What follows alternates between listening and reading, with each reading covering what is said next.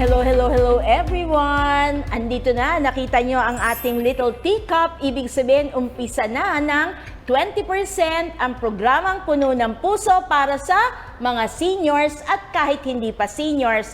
At as promised, nagbabalik walang iba kundi si Attorney EJ Cortez Cheng.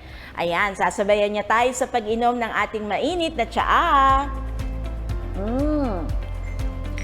So, Attorney EJ, I'm sure nagtatanong sila ba't ako nakaputi? Kasi syempre, Gaudete Sunday na at nagsisimbang gabi na tayo pare-pareho. So, kailangan talaga natanggal na ang mga kung ano-ano. Dapat clear na ang minds and hearts ready as a preparation for Christmas. Kaya, Attorney EJ, nung maliit ka ba, bahagi ba ng bahay ninyo yung parol? Yes, definitely. Ano ba, maarte ba kayo sa mga parol na every year nagpapalit ng parol? O meron bang designation na kailangan Filipino? May ganun ba kayo? Wala naman po. Kasi si Daddy yung nakatask na magkakabit ng parol. Okay. Kasi lalo na sa labas ng bahay. Tapos, pero every year, meron kaming set talaga na ito yung parol na nung nasira na siya, ang hirap palitan. Kasi, okay. kasi yung particular parol na parang hindi Christmas kapag hindi yon. Yung first Christmas na napalitan siya, parang hindi bagay. Kahit na actually mas malaki, mas maganda yung nabili after. Pero parang iba, hindi. So, bang ganda, ibig sabihin, ang parol sa inyo, hindi lang basta pinapalitan. Yes. So, may memories kayo nung parol na yon at sabi mo nga, ang assign doon, ang daddy mo. Po. So, pwede ka mag-hello sa daddy mo. Hi, Daddy! Hello po. Daddy, yung parol na nakita ko yung Christmas tree pa lang yung nakakabit. Talagang anak na ngayon na nagre-remind sa daddy. Kaya nalugi daddy mo kasi tatlo talaga kayong girls. Parang yung assignment na yon ng pagkakabit ng parol, pang kanya lang talaga. Ay, may katulong na po siya ngayon. So, Dad, yung katulong mo, pwede nagtatanong kailan daw magkakabit. Binuko niya na, age reveal. Ibig sabihin, senior na ang daddy ni Attorney EJ. So anyway, yan ang kagandahan ng kwento ng parol sa atin.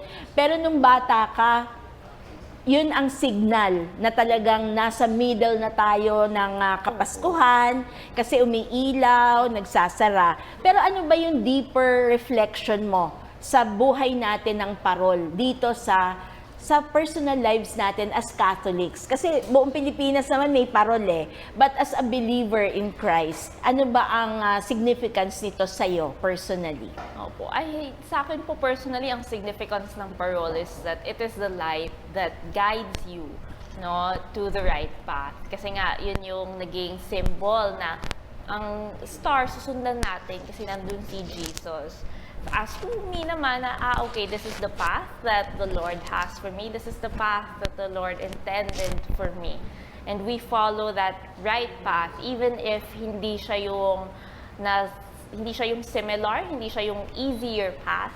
If this is the path that I feel my heart belongs to, dun po talaga tayo susunod. Amen. Talagang yung star, hindi lang ho dekorasyon. Yes. Sabi nga niya, very important yung word na guiding, no? Yung guidance, yung direction, talagang nung unang Pasko naman talaga, walang parol. Ang totoong guiding star talaga, di ba? Na ang tinatawag nga is the Star of Bethlehem.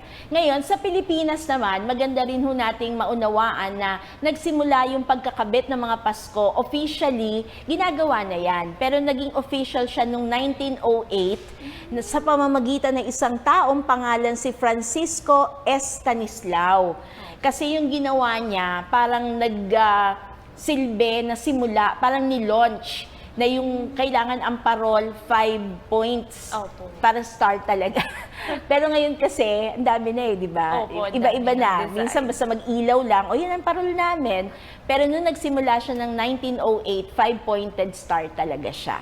Kaya maganda, kahit nung time ni Jesus, may ilaw tayo na pina-follow. At ngayon nga na nagsimula na, ayan, nagtatanong kami ngayon ni Attorney EJ, nagsimula ba talaga kayo na simbang gabi? Kasi nag-remind tayo last Monday At ngayon naman, nagsisimula na, so countdown na tayo, not for New Year, but for Christmas. So anyway, nawa ang Panginoon talaga, magabayan tayo, through thick and thin. So gusto kong balikan, attorney eh. Alam niyo na yun, may title siya, Attorney EJ. Doon muna ako magdi-discuss. Bakit ba EJ? What does it stand for? EJ po stands for Elizabeth Joy. Ayun. Wow, so Joy, kaya Yes pala po, always Joy. smiling eh. Yes po. Mm-mm. So, sino nagpangalan sa'yo? Si dad po. Kasi ang nangyari was si ate, she was born 7 years before me, no? So, akala nila only child na lang si ate. And Kasi then, 7 years, sabi mo nga. opo, and then nasasad na sila kasi I was supposed to have 2 siblings pa ahead of me, pero yun nga, medyo hindi tayo blines ni Lord, that it wasn't the Lord's path for our family. So, si dad, akala nila, yun nga, only chance si ate, wala nang susundan. And then after 7 years, ayun na, I came along, and then they were really surprised na buntis si mom, gano'n. And then it came to the point na ayaw pa nilang malaman kung girl or boy ako kasi si dad ang gusto sana nun, boy. Kaya siguro ang nickname ko EJ, para, Oo nga eh, di ba? very masculine Very eh. masculine. So, but then actually, my name was, it came from Elizabeth's Joy. Isang mom ko naman po ay Elizabeth. So, they didn't expect na she would have another child. And then, ayun, I came along, nasundan pa ako. Oo So, nga. In other words, you brought joy Joy. into the family. Oo. Matagal naman talaga, like Advent, no? Itong Pasko, parang lahat na tayo, pakiramdam Pasko, September pa lang, di ba? Pero may Advent pa ho, wait lang. Kaya may preparation. So sila, they waited for 7 years Yes until you came along. So yung pangalan niya, Paskong Pasko yung pangalan mo eh. Opo. Kasi Elizabeth, Joy, lahat yan pampasko. Kasi di ba si Saint Elizabeth, Yes. yung dinalaw ni Mama Mary, tapos nag-jump for joy pareho, Joy, di ba? Si opo. Saint John the Baptist at saka si Jesus na nasa womb pa ni Mary, di ba? So, pag titignan niyo ho yung mukha niya, yung smile niya, nag-exude talaga ng love story called Christmas. So, tignan yung mukha ni Attorney AJ. Paskong Pasko talaga, no? With great joy. Ano pa yan, ha? Na-stress pa siya niya, no? Along the way. Dahil ang dami niyang ginagawa, syempre. So, nung bata ka pa, did you really dream of becoming a lawyer? Ako actually, nung medyo a bit older na, I think it was always at the back of my mind. Pero nung bata po talaga, gusto ko talaga maging artista. Ah, okay. Artistahin pala talaga si Attorney EJ. Gusto ko sana maging artista. Pero kasi, I think I wanted to be an artist, pero I didn't want to put as much work. I wanted my privacy pa din. No? Yun, doon ako medyo, ay nakikita ko pagka-artista talagang your life All is an out. open book, ganon. Tapos kasi nung nagpa-practice na ako sa theater, gano'n, na ang daming kailangan So, ano sa college ang kinuha mong course? communication arts. So, Ayun medyo naman pang-artista pala. talaga. Pang-artista naman pala talaga. Opo. So, anyway, you were enjoying yourself in Yes, college kasi yes. gusto mo talaga yon. Opo. Pero I think talagang doon na sa college, nung nag-intern na po ako sa Veritas. Wow! Yes. Okay, maganda yun ha. Let us praise the Lord. So, kapanalig pala to. Opo, kapanalig kasi po nag-spend ako. ka ng many years sa Veritas. As in years ba o months lang Months naman? po. Pero kasi yung, even before that, syempre I was familiar with Veritas because of Bishop Cortez po, Okay. no?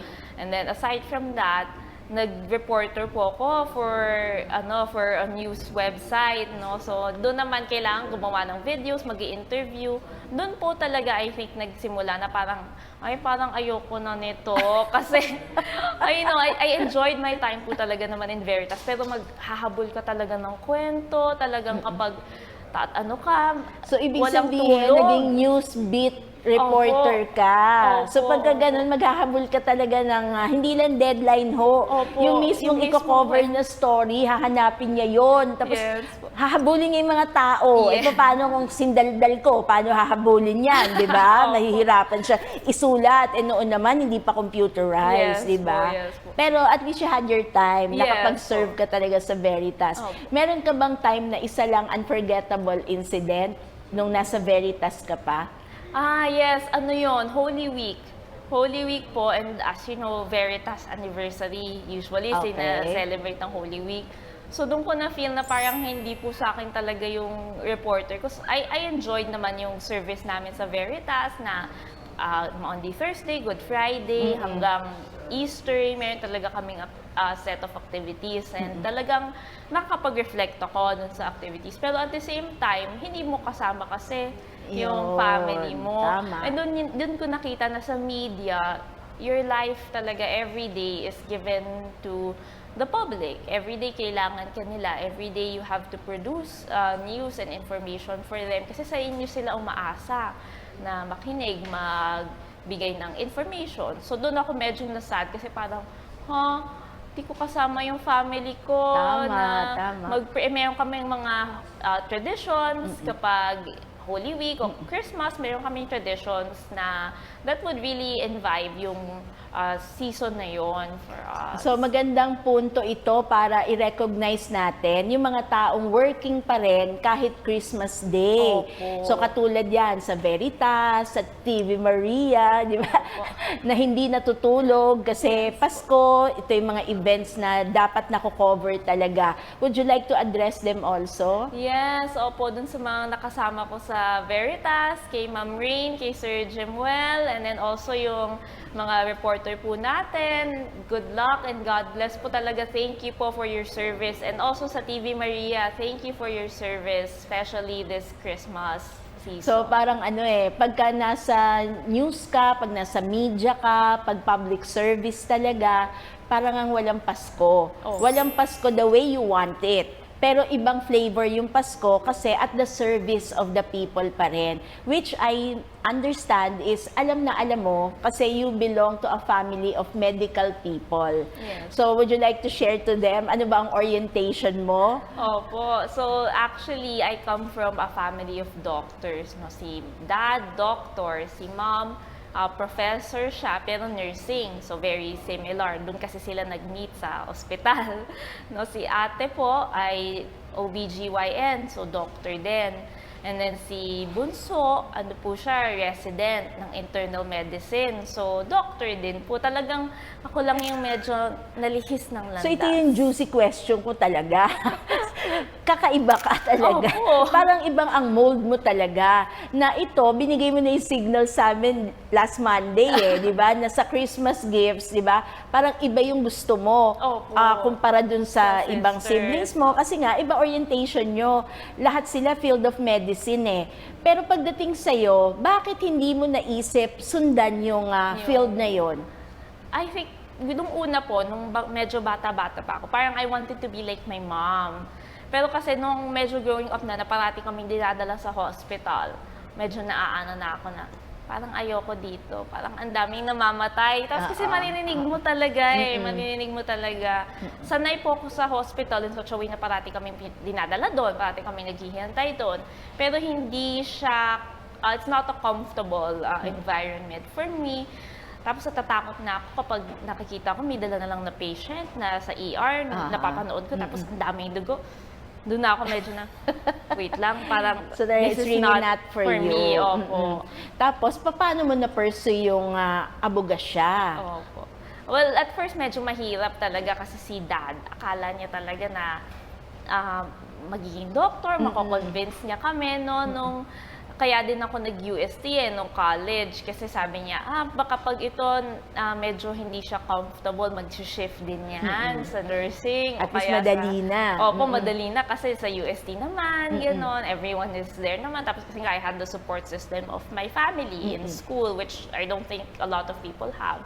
So, kala niya na nung medyo nahihirapan na ako na, ay parang ayoko mag-reporter, ganun. Kasi I was a reporter during college, hindi naman after po or before, So doon na parang sabi niya, o baka gusto mo i-try mag-medicine, kukuha ka lang, magsa-summer ka lang naman ng science, ilang units lang yun, gano'n.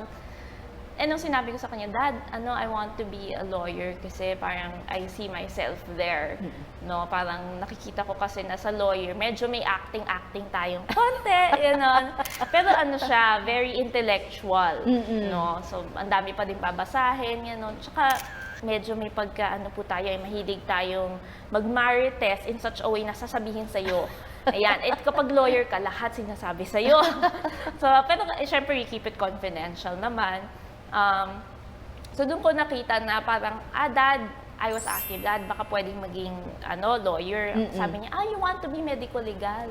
Oo nga, Dad? no? No, Dad, Tama, lawyer lang. tama. May line of medicine pa rin, tapos Opo. yung legalities andun pa Opo, din. Tama rin opo. naman siya. Opo. So, medyo may nagka-struggle within the family. And then at first, ay parang ayaw pa nila. Ano ba yan? Ang hassle naman. Parating gabi po kasi yung class. Oo. So, nagko-complain. Ano ba yan? Gabi yung class mo. Kailangan ba talaga? Ganyan kaka-late, ganyan. Pero, I think nung after my first year, dun niya nakita na I really wanted this.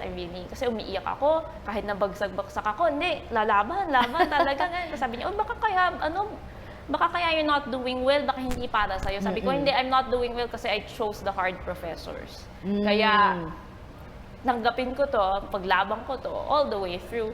So, doon na, nakita niya na yung value nung siguro na nung malaki-laki, yung kailangan na gumawa ng mga contracts, ayan. Anak, tingnan mo nga. Nako-consult ka na Oo, niya. nako-consult na. Tama. Tapos kung si ate and si Aji saves lives, ako naman, ang joke ko sa kanya, Dad, not only do I save lives, I also save liberty and property. Wow! So sa'yo may addendum Opo, talaga. may- Tama. Opo. Tama naman yun, ha?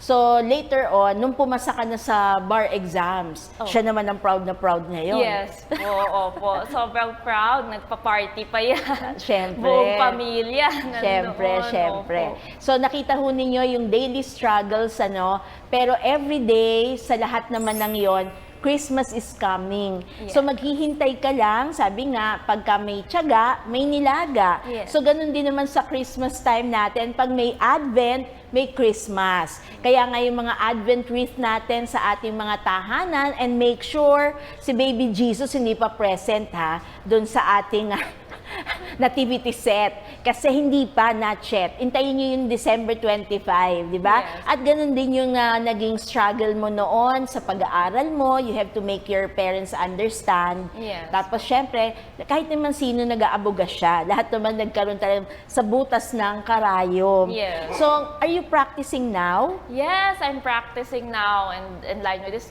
congratulations pala dun sa mga kakapasa lang ng bar exam nitong December 5, no? I'm sure your families and your parents, kahit na hindi ito yung ginusto nila nung una, are very proud of you. Pero alam mo yung pakiramdam, no? Opo. Yung mga nag-exam, no? Yes Na po. naghihintay, kailan ba? Kailan ba? Ayun na ba? Ayun na ba? Ayun na ba? Tapos pagdating nung December 5, ito na ba yun? Parang hindi ito yung results. Parang baka lang to, paper lang. Hindi kasi Tama, minsan tama. ang nalileak yung Parang unbelievable, listahan. no? Opo. Unbelievable. Tama, minsan nga sa Miss Universe, nagkakaroon ng leak, di ba? Yes. Hindi, joke lang, joke. Pero sabi nga, itong Pasko, walang leakage. Kasi sinabi na agad on the day of the Annunciation Yes. na si Mama Mary ay magsisilang ng isang sanggol at tatawagin niya itong Emmanuel, which means God is with us. So, EJ, love life tayo.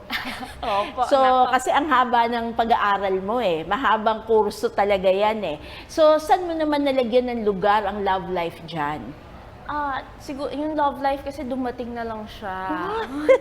Hindi ko siya in-expect. Tapos, I think dun din natin makikita yung tao na tama for us, no? Na kahit busy ako, kahit na yun nga, focus talaga tayo sa pag-aaral. Kung naiintindihan yon ng isang tao at sinusuportahan ka niya, then it's a sign na mukhang itong tao na to, pang matagalan natin. Pero sa law school na ba yan?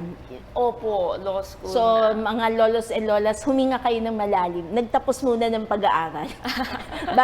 bago niya na-entertain yung Opo. love life niya. Di ba? Opo, opo. Pero yun nga, sabi niya, answered prayer din yan. Sinasama yan sa dasal. Tama ba? Yes. So, would you recommend to the lolos and lolas, titos and titas, na maging part yon ng prayer nila nitong Yes. simbang gabi na ang Opo. mga apo ay makahanap din ng tamang tao para sa kanila? Yes, opo, definitely, kahit anong age pa yan, basta remember na focus muna at importante na yung self po muna natin, kilalanin natin at mag-grow muna tayo as a person. So, kung makakasama natin sila sa growth na yon, mas okay po yun. Definitely pray po na kung sino man at kung dadating man yan sa tamang panahon. At kung wala, okay lang. Siguro may ibang path. Tama. Hindi lang naman hindi lang Opo. naman pang-couple, di ba? Opo. May single blessedness din. At baka naman may magpapare, baka may magmamadre. Ibigay nyo na, baka kayo yung umaawat. Magandang Christmas gift po yan, no? To allow them to grow in their own areas kung saan nila gusto. As long as God's will, ika nga. So, Attorney EJ, ang title ng serye natin for December ay Love Story Called Christmas. At salamat for sharing that angle of your love story a little bit. Pero, ang Pasko kasi, tradisyon niya ng pamilya. So, ngayon na magkakaroon ka naman ng bagong tradisyon? Yes, I'm very excited no, for the new traditions that are coming into my life. No. Dati kasi pagka-Christmas, doon lang ako sa family ko. O ngayon, may dalawa na akong pupuntahan na pagka-Christmas. Opo. So, lolos and lolas, yes, tama ang question nyo. Sinusulat nyo pa sa chat box, ha? Tama. Kasi married na si Attorney EJ. Opo. So, kailan ka ba naging double? Double, nung July lang po. Ayan. So, talagang exciting, no, na Opo. na-invite natin ngayon yung first na magki-Christmas as a married person. So, maiiba talaga yung picture mo, no, Opo, ng love story called Christmas. Kasi, sabi mo nga, isa doon, 2 families na. Yes. Tsaka yung 2 hearts that became one. Yes po. So, pag secret lang natin, ngayon ba mas special ang gift mo sa husband mo? Kasi husband na siya ngayon. Dati boyfriend Opo, lang. opo. Ibang level ngayon kasi first Christmas ninyo. Opo, first Christmas na kami. I think yung being together for Christmas, yun na yung, for both of us, big gift na yun. Kasi kami, hindi naman kami masyadong material na bagay. Kami yung more na little gestures. Doon kami mas nagbibigay ng gift. So I think yun yung mas malaki Christmas gift namin sa isa't isa na we get to spend it with each other's families. So, Attorney EJ, alam ko, pinakamasarap na Christmas. Ano yun, yung upon waking up in the morning, it's Christmas, Merry opo. Christmas! Bakit ako kinikilig? Kasi yung totoo yun Opo, di ba? opo. Imagine noon nung dalaga ka, o I'm sure, kahit magkasama kayo nung hating gabi, kahit tumakasyon at sa'yo mag-spend ng, alam mo yan, yung Opo, 12 o'clock, opo, di ba? 12 Just to be with you. Pero uuwi na rin siya, tapos ka matutulog ka na mag-isa. Bukas na lang uli, di ba? Opo. But today, it's a different story. Yes po. Meron ka bang piniprepare na surprise for him? Siyempre, hindi mo yes. naman sasabihin sa Opo, hindi kanya. ko sasabihin sa kanya. Pero definitely may surprise po yan. Ayun, little things pag uwi niya, ganon. Naku, uuwi. Nasaan ba siya? Nasa Canada po. Oh, Opo. so uuwi siya for Christmas? Yes po. Dahil Christmas kaya siya uuwi? Yes po, yes. Ayan ang love story talaga. Kahit nasa malayo, saan siya uli? Sa Canada, Canada. po. So talaga may snow, may Opo, winter. May white Christmas. Ayan. Opo. So are you open to that na dadating ang panahon, mag-spend ka rin ng Christmas doon away from your Filipino family here? Opo. Well, it's something syempre na we accept no as a married person na talagang your life revolves, it's not just you but also your spouse. So talagang, of course, it's something I'm open to pero syempre iba ang Pasko ng Pilipino. Pero we're looking forward no sa White Christmas kasi Siyempre, maganda sa pictures yun. Ano, opo, iba ang feeling ng White Christmas. Tama. So, pwede na rin bang mamarites? Dahil may chance na mag-Christmas ka, syempre, malaking probability yan, malaking chance yan in the near future. But at least the first Christmas will be here in the Opo. Philippines. So, saan ka kinasal? Doon din po actually sa Canada. So we got married at a Catholic church in Canada.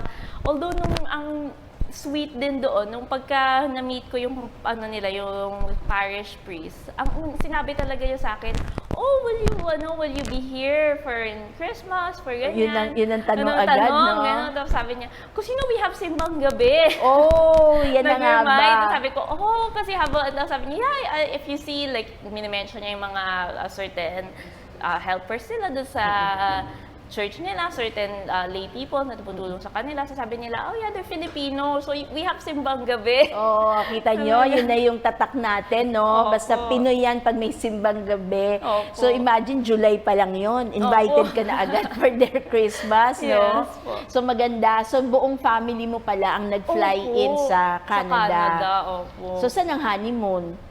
ang honeymoon po namin sa Paris, sa Oh, City hindi of na Love. Canada. Opo. Talagang Paris. Paris, di ba pag sa Paris ka na, walang S, no? Opo, Paris, ganun daw. Arte-arte natin. Arte-arte. Ayun, papangarapin mo makatikim ng Christmas sa Paris? Baka, pero kasi syempre iba po ang Christmas ng Pinoy, no? Tama, Opo. tama. So ano naman yung nakikita mo na forthcoming na traditions na gagawin nyo at bubuin sa sarili mo ng pamilya? Opo. Siguro po aside from celebrating it with both families, may mga traditions siya na gusto kong i-maintain and ako din gusto kong i-maintain, no? Sa side po niya, uso yung nagpapa-raffle ng gifts na, pero may game. May Okay. game bago mo makuha yung Prize, i-raffle. oo. Bago mo, tapos yung prize, kunyari may prize na nandyan. Ito for number 10, ito yung pero may game. So yun, I'm looking forward to that and ma-incorporate din sa family po namin. And then, on my side naman, ang tradition talaga namin yung Christmas morning na lalabas ka, tapos yung bubunot ka ng gifts mo sa socks, yun. Oh. Siya kasi parang hindi sa kanila masyadong So tradition yan ang i-introduce mo Opo, sa na kanya. Pare-parehas kami ng pajama, pero ayun, papakita kami pare-parehas ng pajama, tapos sabay-sabay kami bubunot ng socks, Tama, tama. ganon. So that's So, something I want to introduce and share with him. Ayun, ang ganda naman. So exciting ha. Meron pa ho kayo, lolos and lolas, titos and titas, enough time para isipin din. Nagkaka-idea tayo sa kanila how they spend their Christmas. So whether dating Christmas yan, bagong Christmas, laging maganda at makabuluhan ang Pasko. So Attorney EJ, dito naman sa Layfor, sa TV Maria, lahat naman kami may isa ring tradisyon na yung araw ng Pasko, itong mga panahon na ito, we also welcome help para dun sa tulay ng kabataan. So that is a part of our Christmas. Yung maalala ho natin, not necessarily tulay ng kabataan lang, kundi yung mga less privileged people, less unfortunate children, di ba? We also remember them even in our prayers, hindi lang naman sa mga material blessings, pero salamat pa rin dun sa taon-taon na nagpapadala ng bigas. Bigas lang ang hinihingi namin para sa street children. Kasi alam mo, pagtapos ng Pasko, magugutom na sila uli. Kasi minsan ang Pilipino, generous pag Pasko. But after Christmas, wala na kasing budget. Opo. Kaya they will be forgotten already. Kasi sila nga, they have a hard time putting food on the table, di ba? Kaya yung bigas at least na susustain forever and ever. So with that note, thank you ha sa lahat na sumusuporta sa bigas para sa tulay ng kabataan. So any Christmas message naman for our lolos and lolas na yung apo nila nasa abroad. Di ba? Kasi Opo. mangyayari rin yun sa'yo in the Opo. future Nandun ka, nag-enjoy ka, pero bababay ka lang ganun ngayon kay mom and dad and the sisters, mamimiss ka rin nila. So I'm sure may families tayong ganyan na nasa malayo, yung mga apo-apo nila, mga anak nila. Opo. Well, first of all po, Merry Christmas and enjoy the holidays. But even if malayo po yung apo nyo or yung family ninyo, please know that they are always in your, and there you are always in their hearts and they never forget you, no? And the message ko po din sa inyo ay please always pray for them kasi mahirap din po na malayo sa support system nila like you. Always reach out to them. Ngayon, gratefully po na may tayo, social media, pwede nang mag-video chat, pwede nang tumawag. Always reach out to them na lang po through that. At kung hindi nila kayong ma-message agad dahil sa time difference, please understand them po. Ang main message ko po sa inyo is that thank you and we love you. We're looking forward to spend more days and more occasions with all of you. Ayan. At syempre, gusto ko to marinig ng ng husband. Opo. Meron kang special message on air para sa first Christmas ninyo ng iyong sweet husband. Opo. So, ayun. Hi, Bon! Tawagan kasi namin Bon, gano'n. Bakit ba? Kasi nung first gift niya sa akin, Valentine's gift niya sa akin as a couple, binigyan niya ako ng stuffed toy na bunny. So sabi niya, para pagka nasustress ka sa law school, may kasama ka. So kaya naging Bon na yung tawag namin. Medyo iba siya. Sweet. So, Ayun, hi Bon, happy Merry Christmas! And I look forward to spending this Christmas with you. I miss you. Ayun, and thank you for all the love that you show to me and for always choosing me, even if it's not easy, even if it's stressful. And thank you for flying 25 hours just to be with me. I love you! Sweet naman. Ang sweet. Mag-asawa na tayo uli. Biro lang. Pero lolos and lolas, titos and titas, we had a wonderful time being with Attorney EJ. Kasi very fresh, no? Yung nagsisimula pa lang na couple, tapos ito yung mga first nila, first Christmas, first gifts, first surprises, first step to new traditions, no? Looking forward tayo dyan. At tayo naman, lolos and lolas, titos and titas, i-maintain natin, i-sustain and maintain natin yung buhay ng Pasko, which is centered on Jesus Himself. Maraming salamat, pero next Monday, Paskong Pasko na, kaya huwag kayong mawawala, i-on nyo pa rin sa TV Maria dahil may surprise kami sa inyo sa Christmas Day itself. But for now, andito si Attorney EJ, ililid tayo sa ating panalangin. Yes. So again, let us put ourselves in the presence of our Lord. In the name of the Father, and of the Son, and of the Holy Spirit. Amen. Dear Lord, as we struggle to join all our simbang gabi, as we haggle to buy and wrap our finest gifts, and as we juggle to manage all our tasks, we still reserve a special space in our hearts to be with you and whisper, "This is all about you, my Jesus." Amen. Amen. Let us praise the Lord. And give Him thanks. So, see you again on Monday, our Christmas episode. Bye! Bye!